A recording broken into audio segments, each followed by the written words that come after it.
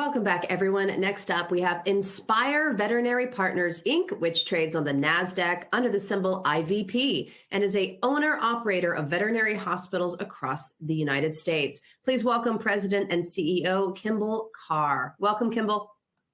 Welcome. Good morning. Good morning. All right, the floor is yours. Call me back when you're ready for questions. Thank you so much. Good morning, everyone. I would love to share with you a bit about Inspire, what we're doing, and what the road ahead looks like for us as we continue to grow. Inspire was a company founded about 3 years ago with the purpose of owning and operating in a very vibrant, mission-driven space, which is veterinary medicine. And it is a space that has seen a ton of growth over the last number of decades and some consistency based on the trends we see in pet ownership in America and the fact that pets are becoming family, and all of those indications show us that we've got a lot of years ahead of us of a wonderful growth path for an industry that has become woven into our lives in terms of the companion animals that keep us company.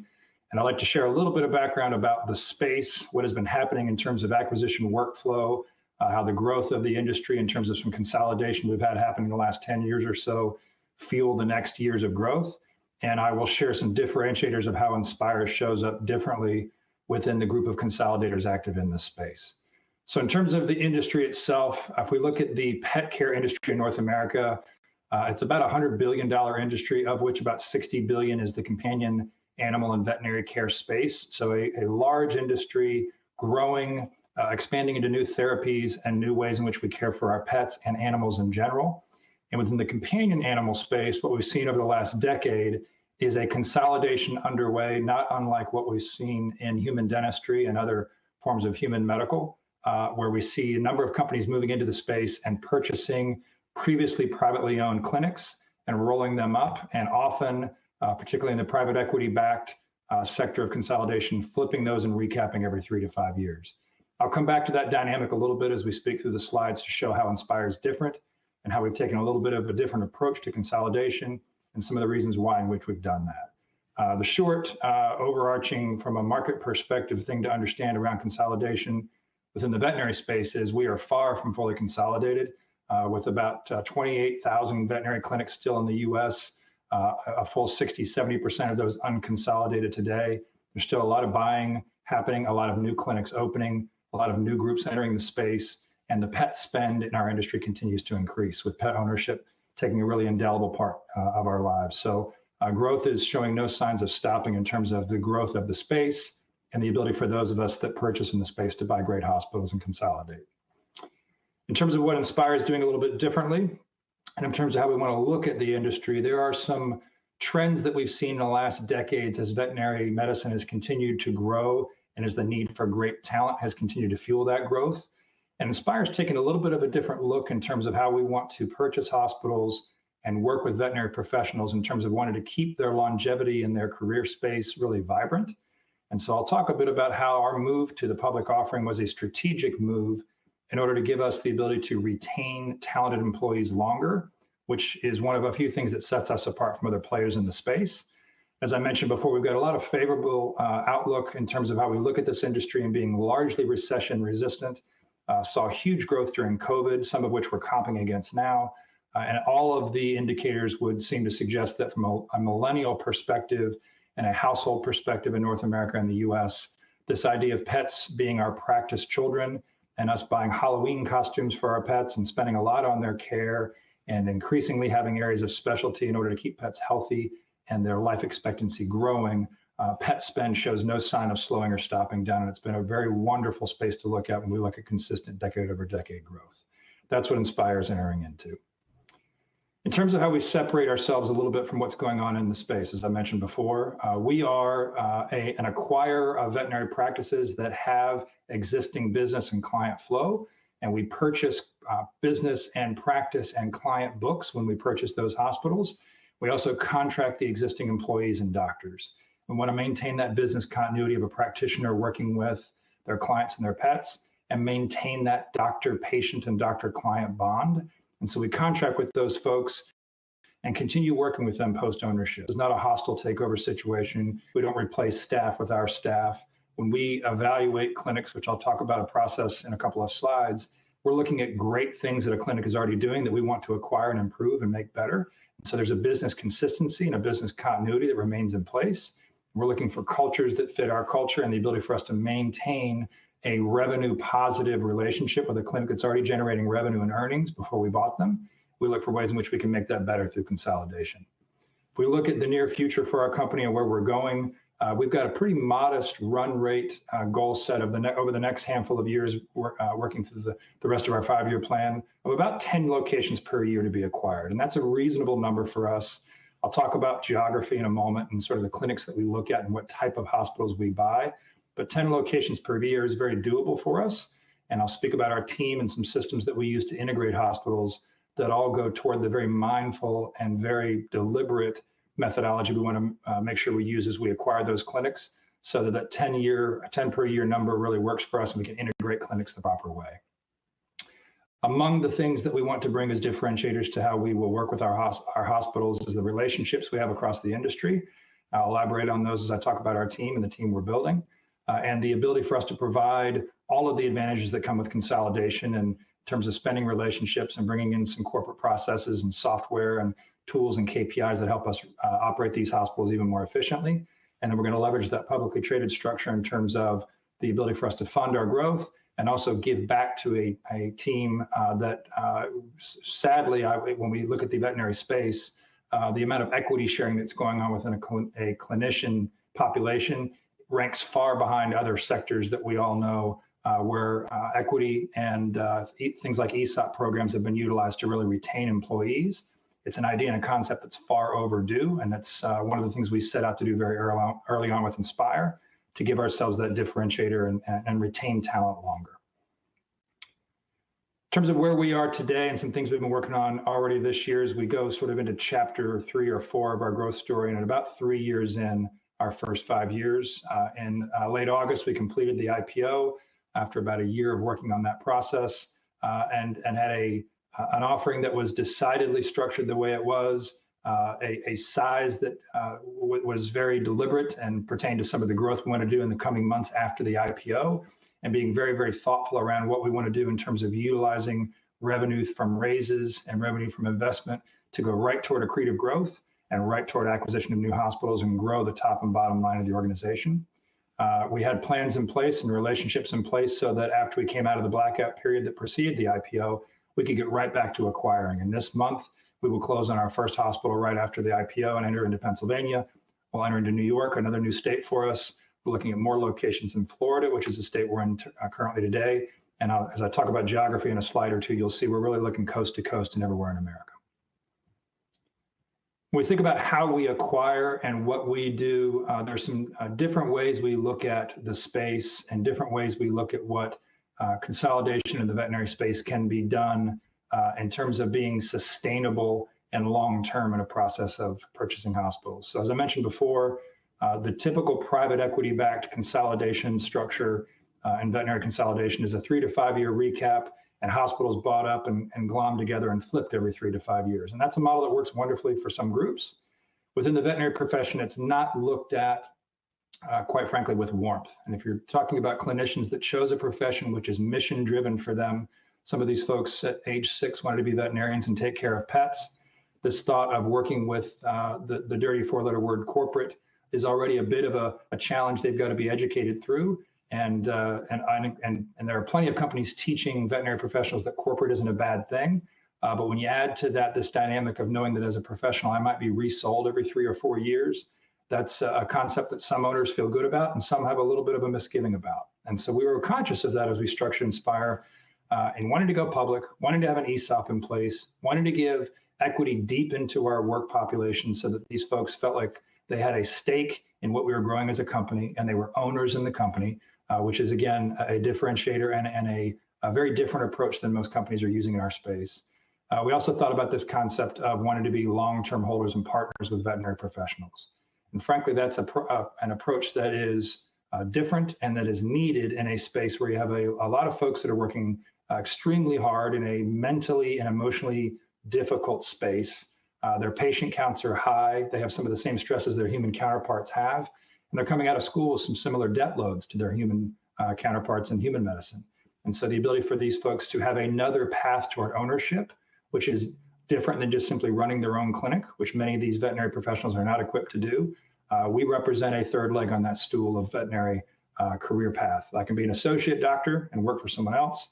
I can be an owner of my own clinic if I choose to be, but with Inspire, I could be an owner by having stock in the company and participating in an ESOP and just be a great clinician and work for many years in a field that I chose to work in. So as you look at how we look at hospitals that we want to purchase, we want that long-term relationship. And we're looking at financials from a long-term perspective. So we go 3 years deep. We don't use tools like trailing 12s that a lot of other consolidators do, because we want to make sure that we feel really good about a purchase having growth potential post-purchase, and that we don't buy hospitals that are temporarily profitable because they've been propped up just to be prepared for sale, because we're going to own those hospitals for 5, 10, 15 years. We're not turning over this portfolio in 3 to 5. And so there's a deep process we go through, which includes personal visits to a clinic, building of a lot of personal relationships, seeking to understand what the goals of these professionals are, so we make sure we can support these folks long-term and have a really long-lasting relationship. If we look at sort of how we fit into a different approach to working with owners and working with veterinary professionals, as I've alluded to earlier, this is all a long-term strategy built off of year-over-year growth, year-over-year performance, and building maturity into some hospitals that were previously operating under a private strategy and some private methodologies. So we're bringing in things like practice management systems and software that are consistent across our practices, and systems and KPIs that allow us to remotely manage and remotely view KPIs and targets and help hospitals grow. Also working in the development of our veterinary professionals to make sure that they have the support they need, and leveraging relationships we've got with key partners to make sure that veterinary professionals and business professionals can grow. And again, all of that is driven toward a non-exit driven strategy so that a long-term growth model exists for a team of clinicians that really long for that, and for investors and other partners to feel really good about the fact that we're going to grow that year-over-year result growth model and allow hospitals to strategically grow as we continue to support them. Attracting and retaining talent, as I mentioned before, is really a key in our industry. And if we look at the veterinary profession, its growth over the last 10 or 20 years is facilitated by the ability to keep clinicians, particularly doctors of veterinary medicine, engaged. And so if you look at this concept of us giving stock in the form of an ESOP, that's unheard of in the veterinary space. It's far overdue. We take it for granted across other sectors. But in the veterinary space, we either have private ownership in the form of large family-owned groups, and we also have that private equity ownership where much of the equity is kept sort of at the top of the pyramid. And so the ability for Inspire to differentiate itself and offer the ESOP, which goes live in the next few weeks for us, is really a key retention tool for us. And it exists as a differentiator for us in the space. It exists to create a path toward us being able to hire and retain talent that other clinics might not be able to get, because you've got a doctor that can be a great clinician, and he or she can still have some equity in the company and year over year have value and build wealth by doing what they do. So the goal here is to do better than the average 30 to 36 month of churn rate we see out of a doctor, because we have a lot of folks that have wanderlust in our space, always looking for what is better around the corner. If we can keep that doctor of veterinary medicine 4 years, 5 years, 6 years, 10 years, that represents a real advantage for us. And that's why the structure of the company has been designed the way it has. We have been building this machine for quite a while, and very proud of the fact that from an external partner perspective, and I'll talk about internal partners in a moment and internal team members, we've got accounting support, legal support, veterinary operations, and medical expertise that we leverage. We've really built a system of teams and companies and partners that bring the expertise that our group has to help support our hospitals. This is not a situation where we have some folks that have some sort of token knowledge in the veterinary space. I'll talk about my background in a moment and some other key folks that are on our team. This is a group of folks that know veterinary medicine. Our folks in business know business. Our folks in accounting come with a deep accounting background. We've got the legal support on securities and corporate legal that we need to build everything we built leading up to the IPO, and now support the scaling of the company and the growth beyond. Today, the model of where Inspire is and where we're headed and where we springboard post-IPO is a 13 hospital company across 9 states, a revenue run rate of about $19 million as it stands today. And the geographic picture for us and how geography factors in to our growth strategy for Inspire is really a geographically agnostic view of purchasing veterinary clinics. Again, another very intentional piece of our growth model was not to build from a hub and spoke model or come out of Chicago or Philly or Houston and just buy hospitals within a 200-mile DMA area. we really look nationwide at clinics, and we say no to about 90% of the clinics we look at when they're brought to us. And the reasons for those no's could be the financials don't track, could be a cultural misfit, could be a hospital that's in an area where we don't think we can recruit or retain clients or grow clients in, could be a combination of all of those. Taking geography out of the picture really allows us to look at a lot of hospitals, primarily in the general practice space, but we've already started to differentiate out from that. And saying no to hospitals means that we can pick the hospitals that really fit us and fit some of the price points where we want to purchase in and be really responsible with making long-term growth decisions. In terms of how we will continue to purchase and continue to grow, as I mentioned earlier, we're going to add some new states just this quarter. So we'll enter into Pennsylvania and New York. We're looking deeper into many states, some of which we're in, some of which will be new states for us. The other piece of our purchase strategy that's quite a bit different than the typical PE-backed consolidators is we also purchase real estate and building with a lot of our acquisitions. So about 80% of the time we'll purchase the building along with the practice. That gives us the ability to add value to all of our shareholders, but it also allows us to expand, think about capital improvements, think about adding exam rooms for growth, do some things with the physical plan of a hospital to help that hospital grow and provide a platform for our teams to have more throughput in those hospitals. If we look at where we're at and where we'll mature in the coming months, we spent a good portion of 2023 in a blackout period from acquisitions while we work through our SEC filing period. We'll get back to acquiring this quarter. Within the next 3 to 5 hospitals or so, revenue dependent, we anticipate break even because we'll start to see the revenues and earnings from those new acquisitions start to outpace our burn rate. Our burn does not need to continue to grow at the same rate as our revenue will grow because we can now acquire faster than the talent that we will need to add since we built a good portion of the team we need to grow. And so we'll start to see some real favorability in the next couple of quarters as we continue to acquire and hit our targets toward achieving that break even and then growing into a real profitable state in 2024 and beyond. I mentioned internal team, and I want to just cover the fact that, again, this is not a team made up of folks that are sort of moonlighting in the veterinary space. A number of our team members on the Inspire team and our consultants and partners come from the veterinary space and come from deep operations or finance or vet med or HR backgrounds where they bring that acumen to the area they need to be leading. So I'm very, very proud of the fact that we've been able to attract some talent from some real blue chip companies, folks that have come from companies that have high growth and they've experienced that multi-unit growth structure, know how to build teams, know how to build repeatable routines and processes, and all that work is underway here at Inspire. Key among those folks is myself and Stith Kaiser, one of our co-founders, and between the two of us, we've got a number of years in veterinary leadership and understanding the veterinary sector from 2 different perspectives. So over about a 30-year career, I have worked with some very high growth companies and really enjoyed the opportunity to build out field leadership teams, build processes for repeatable growth, build out leadership structures and bench strength to help us grow and open a lot of units over the course of my career, and experience multiple sectors and bring some of those consistencies in terms of building leadership teams to help companies grow.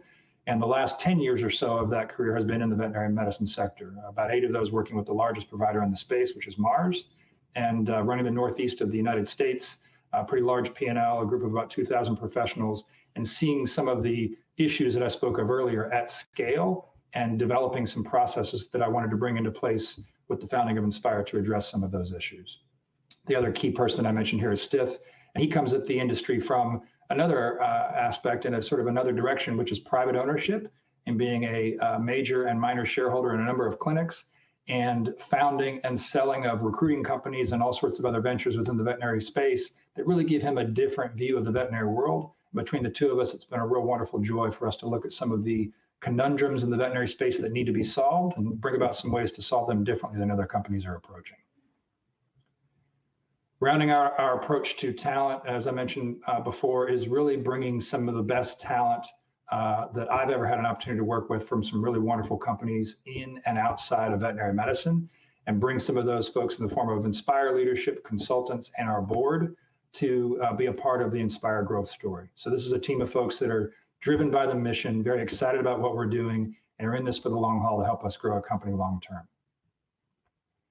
As we add to that team, we've already added some really key roles just prior to the IPO in terms of some field positions that help us grow out our field leadership team, some knowledgeable field leaders that I've worked with in my past life and that have proven experience and track records. We'll continue to look at categories like recruiting, business development, and other key departments where we need to add talent, and we'll add those talent needs strategically as we need to continue to grow and add to those departments. terms of what the future looks like for us, as I mentioned, that 10 hospital per year run rate, primarily in the general practice space today. But earlier last year, we've already begun to differentiate into things like large animal through an equine practice that we purchased. And we were already looking at emergency and critical care. We'll look at multi-unit purchases. We'll look at potential de novo growth. And we'll also look sideways into some other silos and verticals within the veterinary space, like pet resorts, tech, lab, software, data. Those are all areas where Inspire can grow in the coming years and differentiate some other growth silos for us as we continue to expand. And with that, I'm happy to take any questions that you have. Great job, Kimball. We do have some questions for you. So I believe you're the only publicly traded veterinary hospital services company today. Tell us about that. And why did you decide to go public? Why is that attractive now? Yeah, thank you. We are. If we look a few years back, VCA, which is a group known by some that now part of the Mars Group, was public for a time. And through a few strategic tranches, Mars took them off the market and back public a number of years ago. Being public in this space allows us to do some things through that offering, through that funding mechanism that allow us to strategically grow. We want to grow incrementally. And as I said earlier, bring revenue into our work stream in a way that we can put it out and use it for accretive growth. And so that was a strategic structure early on, maybe earlier than some other companies would do, so that we could maintain the control and the ability for us to grow this company through the acumen that some of the folks I just talked about have. And relatedly, we wanted to have that ESOP program in place very early. So the ability for us to have an ESOP program and share equity with any team member working 20 hours a week or more, which is groundbreaking in our space, really gives us the ability to retain talent, and particularly in that form of credentialed clinicians like technicians and doctors. It gives us absolutely an advantage over the other practices in our space. So how does Inspire compare to VCA? How is it different? VCA is, from a functional perspective, largely emergency and critical care. And so from a direct correlation between us and VCA, they're quite a bit larger than we are. Still struggling through, I would tell you today, some of the move from private into a sort of a corporate company-owned space where they haven't consolidated some of their operation structures and quite a bit differentiated in terms of sort of day-to-day operations and KPIs, whereas even at our size at 13 hospitals, we've begun to bring things in to our practices today, like consistent practice management systems, consistent KPI measurement systems. We've already, at our small size, started to make some moves that other groups that got consolidated and grew over time tried to leave differentiated in the pursuit for freedom for their owners, which make it harder to manage downstream. So I think wisely, we have gone through some of the strategic moves early on to make consistent operations and consistent systems part of what we do every day, so that it gives us the ability to portfolio manage much more effectively. Thank you for that. There appears to be a lot of private equity activity in this sector. So what's your view on that, Kimball, and how that might impact your strategy? It's the fact that there is a vibrant market in our space for veterinary care, veterinary growth, new ventures being opened, and private equity acquisition is all a good thing. There are some nuances within that I think we need to understand, though. And those of us that come from the veterinary sector know that while private equity is not an evil thing, this concept of flipping a group of hospitals in a mission-driven profession is looked on with a bit of suspicion by our veterinary friends. And while valuations are a wonderful thing for an owner when they sell their hospital after 20 or 30 years of growing this thing they feel very passionately about, you've got a whole group of professionals in that group that don't like the concept of being sold every 3 to 5 years. And so a long-term outlook like Inspire is very attractive. We've already seen some sellers come to us because they care about their legacy, and they don't like the idea of selling to a situation where money is going out of a veterinary profession, equity is not being shared deep, and their legacy is sort of not being maintained because it's this situation of commoditizing an industry. And so that's one way in which I think we differentiate ourselves from the private equity approach, which again, inherently is not evil, it's just a different approach. I think we've got a different flavor and one that really sellers and team members in hospitals respond to. So since acquisitions, it's a very important part of your growth strategy. Talk to us a little bit about that. Your strategy around acquiring vet hospitals, both for operational and financial standpoints. Also, a question from one of our viewers, specifically, what do you look for in your acquisitions? Scott Walsh wants to know, are there any requirements that must be met? Mm-hmm. Sure, yeah, so that's a long list, I'll be brief. Right. Cultural fit's really critical. Where we all want to go is really critical. An owner that has built a team that we know we can work with and coach post-sale. Because as I said before, we don't do hostile takeovers and replace teams. We want to buy good hospitals and make them great. We look 3 years deep in financials, which is more rare than you would believe in our space, because we don't want to get caught up into a trailing 12 view and be caught with putting lipstick on a pig, so to speak, and sort of prettying up a hospital and making it look better than it needs to look to be a long-term value for us. And our multiples are quite a bit more conservative than the rest of the space because we have to have a long-term outlook. And so we're purchasing at single-digit multiples of 3-year adjusted net, whereas a few years ago we saw multiples in the mid-teens, still today in the double digits, which is to us a very concerning way to purchase hospitals, because if you look at the ROI year over year of those kinds of purchases, it's a lot of years before some of these large purchases can pencil for themselves. And so from a financial perspective, we're more conservative, which makes our lenders and partners very happy. From an outlook perspective, we want to make sure we buy hospitals that have great leadership potential and ability to grow year over year after we purchase them. So there's a number of things we look at. We spend a lot of time in that due diligence process. And can you comment on Scott's question? Are there requirements that must be met in order for an acquisition to take place? Yeah, so in addition to some of those things they have to check in terms of what's in those financials and the things that they've got to achieve monetarily, we will contract with doctor teams and clinicians post-sale to stay on with us for a period of time. Within those contracts are things like holdback agreements and some structures to make sure that growth is maintained post-purchase. And Inspire has some protections to make sure that we continue the trend of growth. So there's a number of things we do to protect the hospital's growth, protect Inspire, while also making sure that we take good care of these teams post-purchase. And outside of acquiring vet hospitals, what are some other opportunities for growth? We have the ability to, within the growth post-acquisition world, and we're already engaged in this, move and relocate some hospitals and put them in larger physical plants. We also, as I alluded to earlier, have the opportunity to, after we establish more of our base in terms of the acquisition portfolio of the company, there are sectors within our space that are blossoming, like the pet resort world, grooming and boarding, which is a big space in this space. And we saw a little bit of a dip during COVID. We're coming back because we're all back to work. Lab is a huge space. Software and data, like it is in every industry, is a big push in our space. And increasingly, we're seeing growth and activity. AI is entering the veterinary space in terms of how we manage data and how we manage the workflow of doctors working within the veterinary sector. So the ability for us to purchase and innovate and partner with some groups, we've already begun to have some conversations around joint ventures and some other things we can do beyond just purchasing hospitals. And as Inspire continues to grow and we scale, we'll start looking at those sectors as well. And Ginny Lowe asks, at 10 locations per year, what does that equate to in growth rate? It's going to depend on volume a bit, but if you put a sort of a pin in the middle of the map of what a typical hospital for us has been, about $1.5 million to $2 million a year of top line revenue. If you do the math on that and equate that to that 10 hospitals, we're looking at somewhere between $35 and $40 million of top line revenue at the end of 2024 if we maintain that rate. And that number goes up if we start to go into more of the mixed animal clinic or the emergency clinics that tend to have higher revenues. But that's sort of a good center of the target for us. And Eric Kennedy wants you to clarify, it takes about 3 years to recoup your investment in each clinic. Is that correct? That would be volume dependent as well. So again, as you purchase larger clinics, we'll start to see sort of what the flow rate is of these clinics in terms of some higher profit potential at A, larger volumes, and B, at the more complex clinic types. So if we look at emergency, equine, mixed animal clinics, they have a little bit of a higher profit potential than your GP clinic does. We purchase clinics after servicing their loan package that generate 10% earnings to us after they've paid their loan package. So typically that's a clinic that's generating better than 15% earnings before we buy them. But in the veterinary sector, a mature hospital can be generating somewhere between 15 to 20% EBITDA year over year. And if we look at those numbers and maintain those and find some scalability and some growth scale as we bring all these processes in-house, we will at maturity consistently be able to operate that 15% above profit line.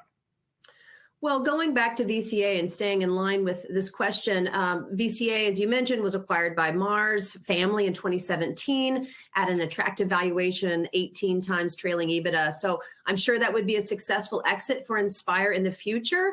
So how should investors value you today? And what should they look for over the next 6 to 12 months in terms of value creation? Yeah, I think we could spend a whole month talking about valuations and percentages and numbers and what is good and bad. And so kudos to folks that are getting those types of valuation in the private or the public space. Today, what we are is a group that has a different approach within the veterinary sector and a different methodology for retaining talent and credentialed talent, which I think is going to bode well for us in the mid to long term in terms of stability being the name of the game, in terms of a doctor equaling productivity and productivity equaling earnings. And so the ability for us to leverage the way in which we structured ourselves over the next 6 to 12 months is going to equal the ability for us to grow through acquisition, retain talent longer, keep doctors productive, which allows us to really drive that top and bottom line earning. And so we're looking forward to this growth over the next year and a half. And what's your formula for successful post-acquisition scenario?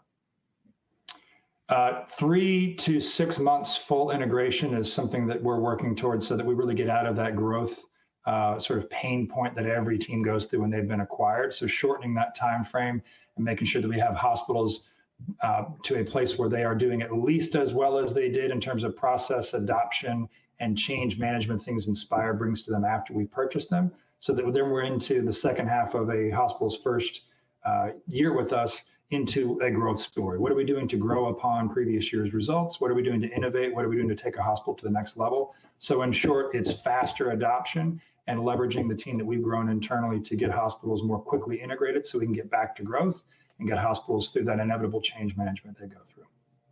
I have 3 questions from Dr. Richard Hobart. 1, how many animal hospital employees do you have, including veterinarians?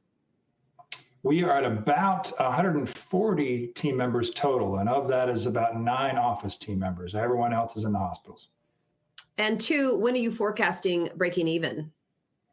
As I said before, about 3 to 5 hospitals from now. If you look at how the earnings and the revenue from hospitals translate into our current run rate and our burn rate today, we will achieve that burn rate targets achieved and hospital size specific. So I always want to qualify those comments, but for many, many months leading into the IPO, as we shared with folks prior to our offering and post, we sat in that place of being in an acquisition freeze for all the reasons that we needed to post pre-IPO. These next handful of hospitals take us into a place where we start to out-earn that burn rate we see monthly. And so we're about 3 to 5 hospitals away from seeing that break-even point come. And you mentioned this earlier, but you can't mention it enough. What is your competitive advantage in the market? We've got a team of professionals that come from and know veterinary medicine and are working every day to find different approaches to solving some of the challenges of the space versus just ring the cash register. It's a very different approach that is enabled by a deep and broad equity sharing philosophy that is unheard of in our space, and it's not being done by anyone else in the veterinary services sector, that will give us the capability to, as I said, retain and reward and give another path to ownership to clinicians that might otherwise think the only 2 paths they have is be a work-for-hire doctor or run a business, which they were not trained to do. And so we are the only door that they can go through to be an owner of a different type and have equity in a company in a mission-driven, values-driven profession they wanted to join. Makes sense. Arturo Mason asks, are your targets open to acquisitions through stock? They are, and we use equity in the form of a portion of the purchase proceeds already. We did that in the private structure. We'll do it post IPO, and the ways in which cash and stock are mated together to structure these deals has no bounds and no limits to it. So we'll get creative, and sometimes one or the other speaks more loudly to sellers. And so we absolutely can use our current public structure now as a tool as we look to acquire individual and multi-unit practices as well. And Will Kepler asks if you partner with any pet insurance companies. We have a strong relationship through the fact that several of us had some previous consulting relationship with a group that I believe is the leader in the space, and that's Trupanion. They're a partner company of ours, friends of ours. I think they've got the right approach to what they do in terms of using some incredible technology they have. And principally for us and me as a veterinary professional, as a layperson, they stay out of the care decision, and they're there to support doctors and veterinary hospitals, providing great diagnoses for pets and enabling that care through providing, a financial pathway to that care. And so I like the fact they're modeling counter to what we see in our human world. They're not getting involved in the medical care decision, but they're enabling that pet parent to get the care their pet needs. And last question for you, Kimball. Recession talk is out there. It's been out here for a while. So how does your industry fare under these conditions? Yeah, if you look decade over decade over decade, the veterinary sector and the companion animal portion of the veterinary sector is certainly not immune to small dips.